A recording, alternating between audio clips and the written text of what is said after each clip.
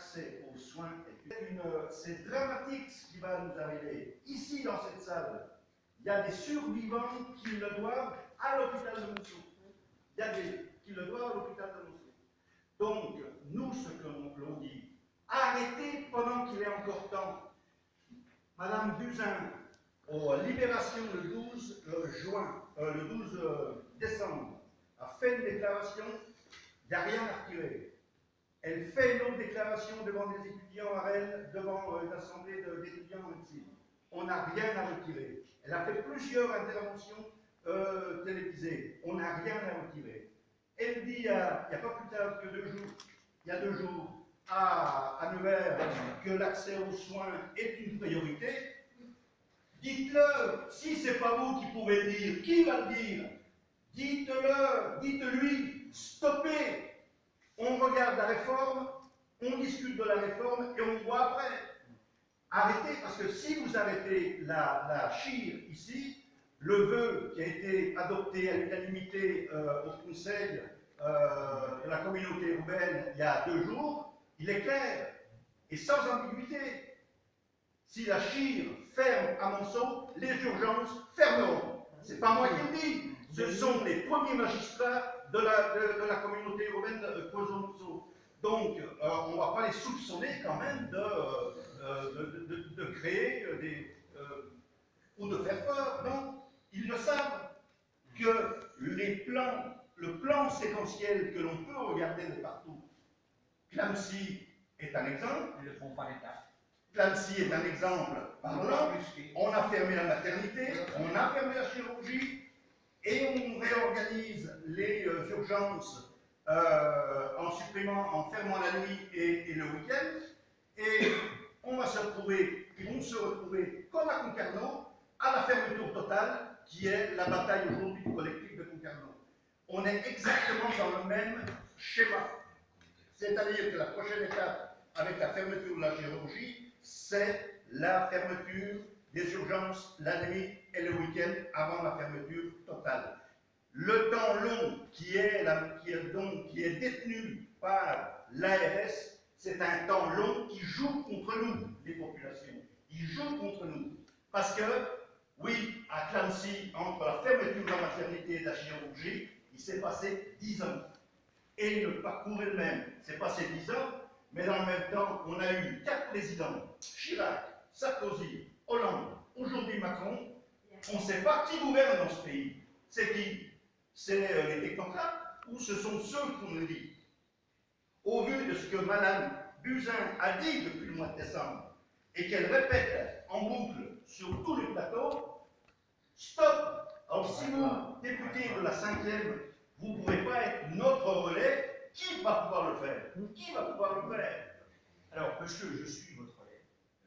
Alors, relais. On veut le voir, on veut l'entendre, on veut que vous disiez à Mme Buzyn, stop, arrête, on fait une pause. On arrête et je porte depuis juin dernier le dossier de l'hôpital de Monceau. J'ai pas d'annonce à vous faire sur ces 13,6 millions.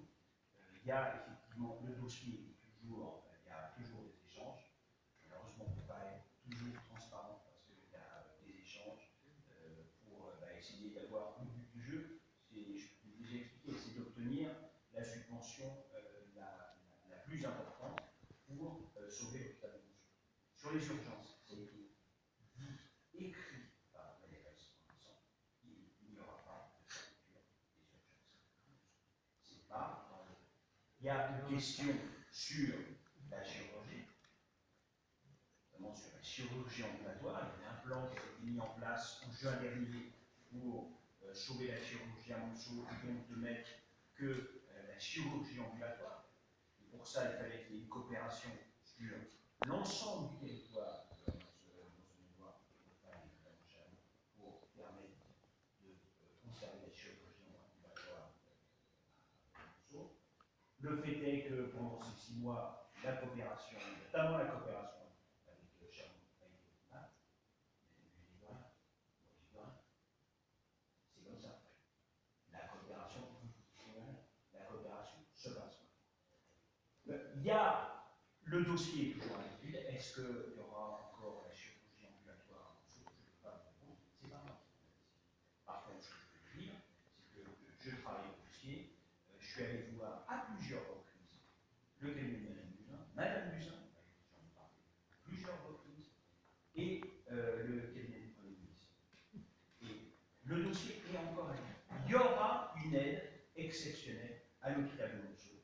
suffisamment, un, pour rembourser ses dettes, deux, faire les investissements nécessaires, pour relancer et pérenniser l'hôpital public de Lille. Mais ça se fera, déjà parlé, plusieurs reprises, ça se fera dans le cadre d'une politique de santé qui ne date pas d'il y a 6 mois, qui ne date pas d'il y a 5 ans, il y a de plusieurs années, d'une organisation des soins, notamment de l'offre publique de soins, sur l'ensemble du territoire. Voilà. Personne ne vous demande de fermer la chirurgie. Personne ne vous le demande. Personne. Nous, on ne veut pas fermer la chirurgie. Je vais vous rapporter, nous avons fait des réunions décentralisées dans nos campagnes. Le propos qui en est sorti de ces réunions, il est clair. On a rencontré beaucoup d'éleveurs qui disent, mais au vu de ce que l'on nous prépare, les bêtes, nos bêtes, sont mieux protégées. Ben, monsieur, vous avez tout compris. Vous avez tout compris.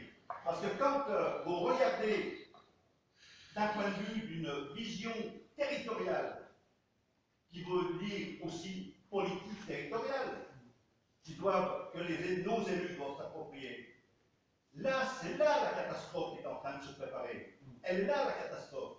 Donc, il faut bien dire une chose également par rapport à cela. Ce qu'on a connu dans d'autres pays, je ne vais pas citer de nom, mais mécaniquement, au vu de ce qui va se passer dans la Nièvre avec les urgences, nous, ça se passera sur la chirurgie ferme. La mortalité va augmenter mécaniquement. Mécaniquement, elle va augmenter. Je vous l'ai dit ici dans la salle, il y a plusieurs survivants grâce à l'hôpital de Monceau. Grâce à l'hôpital de Monceau. Comment voulez-vous que... Ça, c'est Est-ce que vous confirmez le fait que, d'après ce que j'ai lu,